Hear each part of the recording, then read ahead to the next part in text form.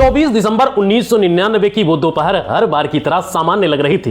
Indian airlines की flight number 814 Kathmandu के त्रिभुवन international airport से नई दिल्ली के इंदिरा गांधी इंटरनेशनल एयरपोर्ट के लिए उड़ान भरने की तैयारी कर रही थी।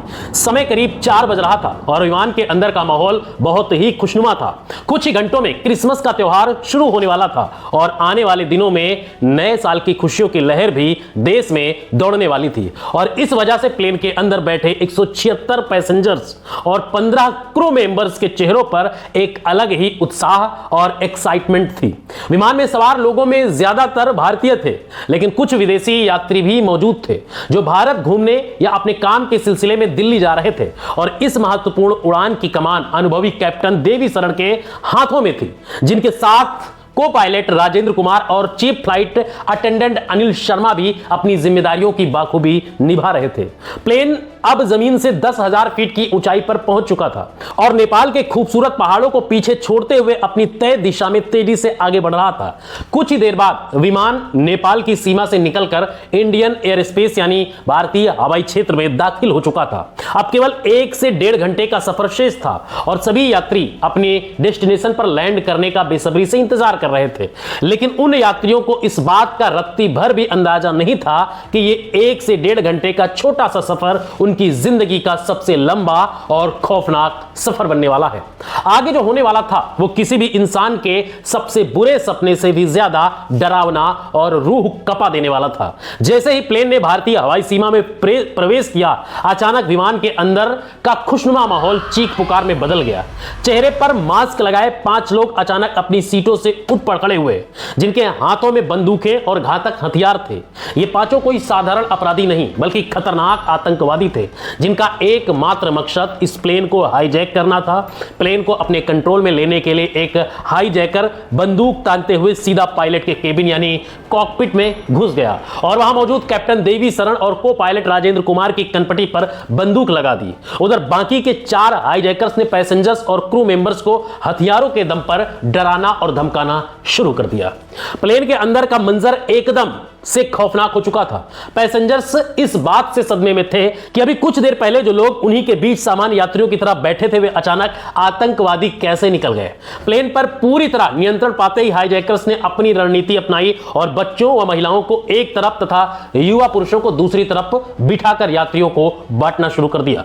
और इस घटना से जहां पैसेंजर्स के होश उड़े हुए थे, वहीं कॉकपिट में मौजूद हाईजैकर्स कैप्टन शरण को लगातार डरा रहा था कि वे प्लेन को दिल्ली की जगह पश्चिम की दिशा में मोड़ दें। और इन आतंकियों का असली मकसद इस भारतीय विमान को पाकिस्तान के लाहौर एयरपोर्ट पर ले जाना था। ये पांचों आतंकी पूरी प्लानिंग और ट्रेनिंग के साथ आए थे।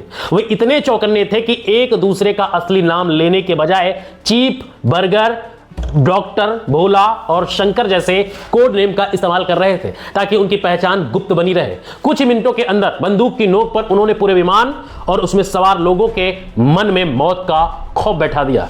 कैप्टन देवी शरण ने भारी दबाव और मजबूरी में आकर विमान को दिल्ली की जगह पश्चिम की तरफ मोड़ दिया। जैसे प्लेन मुड़ा, हाईजैकर्स को अपनी योजना सफल होती दिखी और वे थोड़े रिलैक्स हो गए। और इसी मौके का फायदा उठाते हुए कैप्टन शरण ने बड़ी होशियारी से हाईजैकर्स की नजर से बचकर ट्रांसपोंडर के जरिए Indian air traffic control ATC को प्लेन के हाईजैक होने का सीक्रेट सिग्नल भेज दिया।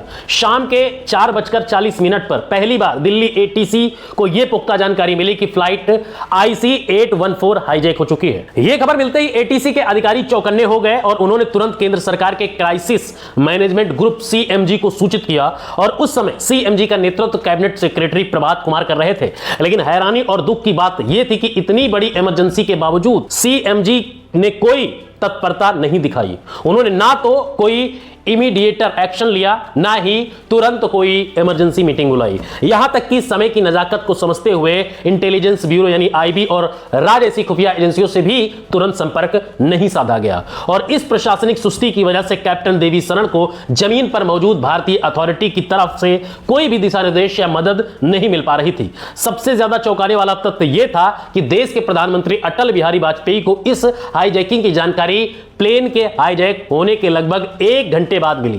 कैप्टन शरण बार बार एटीसी से संपर्क की कोशिश कर रहे थे, लेकिन जब उन्होंने कोई संतोषजनक जवाब उन्हें नहीं मिला तो वे समझ गए कि अब वे और उनके यात्री पूरी तरह अकेले और आतंकियों के रहमो करम पर बसे हुए हैं। अब प्लेन पाकिस्तान की सीमा की ओर बढ़ रहा था। कैप्टन शरण ने लाहौर एटीसी से लैंडिंग के लिए बार बार रिक्वेस्ट की, लेकिन पाकिस्तानी अधिकारियों ने उनकी हर गुजारिश को ठुकरा दिया। उस समय भारत और पाकिस्तान के संबंध कारगिल युद्ध की वजह से काफी तनावपूर्ण थे, क्योंकि कुछ ही महीने पहले भारत ने पाकिस्तान को बुरी तरह शिकस्त दी थी और ऐसे में पाकिस्तान नहीं चाहता था कि किसी भी अंतरराष्ट्रीय मामले में उस पर शक की सुई उठे। पाकिस्तान ने तो यहां तक धमकी दे दी कि अगर भारतीय विमान लाहौर के हवाई क्षेत्र में घुसा तो उसे पाकिस्तानी एयरफोर्स द्वारा शूट कर दिया जाएगा। कैप्टन शरण अब बड़ी मुसीबत में थे। उन्हें समझ नहीं आ रहा था कि वे क्या करें। उन्होंने कोशिश की कि प्लेन को भारत के ही किसी सुरक्षित एयरपोर्ट पर लैंड कराया जाए, लेकिन हाईजैकर्स किसी भी सूरत में भारत में लैंडिंग के खिलाफ थे। कोई गंतव्य तय न होने के कारण विमान काफी समय तक भारत पाकिस्तान सीमा के ऊपर ही चक्कर काटता रहा और इस वजह से प्लेन का फ्यूल यानी ईंधन बहुत तेजी से खत्म होने लगा।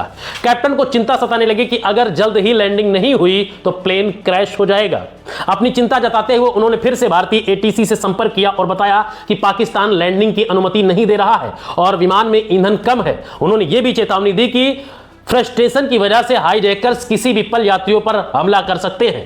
यह खबर मिलते ही पूरे देश में हड़कंप मच गया और हर न्यूज चैनल पर इसी हाईजैकिंग की हेडलाइन चलने लगी। पूरी दुनिया की नजरें भारत की ओर थी, लेकिन दुर्भाग्यवश भारत के कई हाई कमांड अधिकारियों को इस घटना की बारीक जानकारियां न्यूज के जरिए ही मिल रही थी। शाम के करीब 6:30 बज चुके थे और प्लेन में केवल 1 घंटे का ईंधन बचा था। सीएमजी की देरी की वजह से काफी समय बर्बाद हो चुका था, लेकिन अब भारतीय हाई कमीशन ने पाकिस्तान से दोबारा अनुरोध किया कि प्लेन को लाहौर में उतरने दिया जाए, जिसे पाकिस्तान ने फिर से खारिज कर दिया। अब कैप्टन शरण ने एक आखिरी दांव खेला। उन्होंने हाईजैकर्स को समझाया कि अगर हम अभी लैंड नहीं हुए तो प्लेन क्रैश हो जाएगा और हम सब मारे जाएंगे।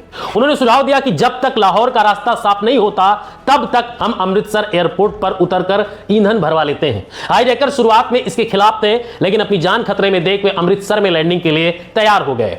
यह कैप्टन शरण की एक बहुत बड़ी कूटनीतिक जीत थी, क्योंकि प्लेन एक बार फिर भारतीय जमीन पर उतरने वाला था। शाम 6:44 पर प्लेन अमृतसर के राजा सांसी एयरपोर्ट पर लैंड हुआ। पंजाब पुलिस और स्थानीय प्रशासन तुरंत सक्रिय हो गया, लेकिन दिल्ली से स्पष्ट आदेशों का इंतजार बना रहा। प्रधानमंत्री और सीएमजी की मीटिंग चल रही थी, लेकिन कोई ठोस समाधान नहीं निकल पा रहा था। हाईजैकर चाहते थे कि तुरंत फ्यूल भरा जाए और वे वहां से निकल जाएं, लेकिन दिल्ली से आदेश था कि फ्यूलिंग में जानबूझकर देरी की जाए ताकि दिल्ली से एनएसजी कमांडो को अमृतसर पहुंचने का समय मिल सके। कमांडोज को 400 किलोमीटर का सफर तय करना था और इसमें काफी वक्त लग रहा था और इस देरी ने हाईजैकर्स के सब्र का बांध तोड़ दिया। वे समझ गए कि भारत सरकार उन्हें उलझा रही है। गुस्से और फ्रस्ट्रेशन में आकर उन्होंने पैसेंजर्स को मारना पीटना शुरू कर दिया और इसी दौरान सतनाम सिंह नाम के एक यात्री को आतंकियों के गुस्से का शिकार होना पड़ा, जिससे प्लेन में सन्नाटा और खौफ फैल गया। कैप्टन ने फिर से एटीसी को चिल्लाकर बताया कि अगर जल्द ईंधन नहीं भरा गया तो आतंकी सबको मार देंगे। भारत सरकार ने अब एक योजना बनाई कि एक फ्यूल ट्रक भेजा जाएगा, जिसमें पंजाब पुलिस के जवान भी छिपे होंगे, जो मौका पाकर प्लेन के टायर को पंचर कर देंगे। लेकिन योजना बुरी तरह फेल हो गई। ट्रक काफी तेज रफ्तार से प्लेन की ओर बढ़ रहा था, जिसे देखकर एटीसी घबरा गया कि आतंकियों को शक हो जाएगा। एटीसी ने ड्राइवर को ट्रक धीमा करने को कहा, लेकिन ड्राइवर ने हड़बड़ाहट में ट्रक को बीच रनवे पर ही रोक दिया। अचानक ट्रक का रुकना आतंकियों के लिए खतरे की घंटी थी। वे समझ गए कि भारत सरकार कोई बड़ा खेल कर रही है। उन्होंने तुरंत कैप्टन की गर्दन पर बंदूक रखी और उसे टेक ऑफ करने के लिए मजबूर किया और इसी गहमा गहमी में आतंकियों ने रुपिन कतियाल नाम के एक 25 वर्षीय यात्री पर घातक हमला कर उसे लहूलुहान कर दिया। रुपिन अपनी पत्नी के साथ हनीमून मनाकर लौट रहे थे, लेकिन आतंकियों ने उन्हें बेरहमी से जख्मी कर दिया।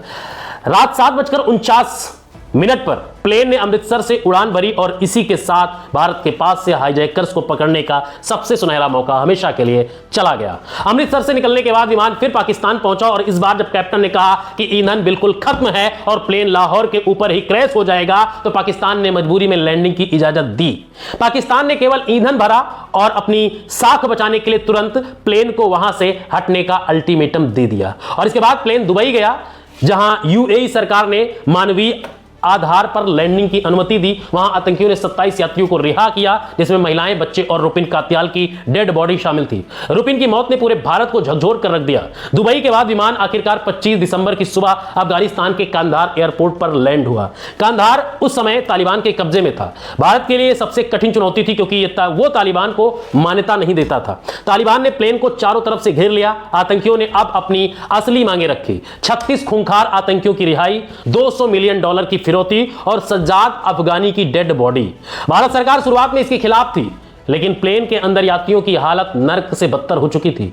एक हफ्ते से वे भूखे प्यासे और गंदगी के बीच मौत का इंतजार कर रहे थे। उधर भारत में यात्रियों के परिवारों का विरोध प्रदर्शन बढ़ता जा रहा था। अंततः देश के नागरिकों की जान बचाने के लिए प्रधानमंत्री वाजपेयी को झुकना पड़ा और 31 दिसंबर 1999 को मौलाना मसूद अजहर, अहमद उमर सईद शेख और मुश्ताक अहमद जरगर नाम के 3 बड़े आतंकियों को रिहा करने का कड़वा फैसला लिया गया। जसवंत सिंह खुद इन आतंकियों को लेकर कांधार पहुंचे, जिसके बाद यात्रियों की सुरक्षित रिहाई हुई। बाद में जांच में पता चला कि इस पूरी साजिश के पीछे पाकिस्तानी आईएसआई और तालिबान का हाथ था, जिन्होंने फर्जी पासपोर्ट और हथियारों के साथ इन आतंकियों को नेपाल के रास्ते प्लेन में चढ़ाया गया। यह घटना भारतीय इतिहास की एक ऐसी त्रासदी के रूप में दर्ज हुई, जिसकी भारी कीमत भारत को भविष्य में पुलवामा और संसद जैसे हमले ही नहीं, लगातार देश में जितने भी आतंकी हमले होते रहे हैं उन सब से चुकानी पड़ी। और उसके बाद लगातार जिस तरीके से देश में आतंकी गतिविधियां हुई, इन जो तमाम सारे दहशतगर्द से तमाम सारे लोगों को छोड़ा गया था, जो आतंकवादी थे, उन्होंने भारत के खिलाफ जो षड्यंत्र रचे, किस तरीके से और भी चीजें हुई, 26/11 कैसे हुआ, इन लोगों का नाम आया, उसकी कहानी हम अगले एपिसोड में लेकर आएंगे। लेकिन इस पर आप क्या सोचते हैं कांधार हाईजैक को लेकर, इस विमान हाईजैक को लेकर? कमेंट में अपनी राय जरूर दीजिए और वीडियो को शेयर जरूर कीजिए।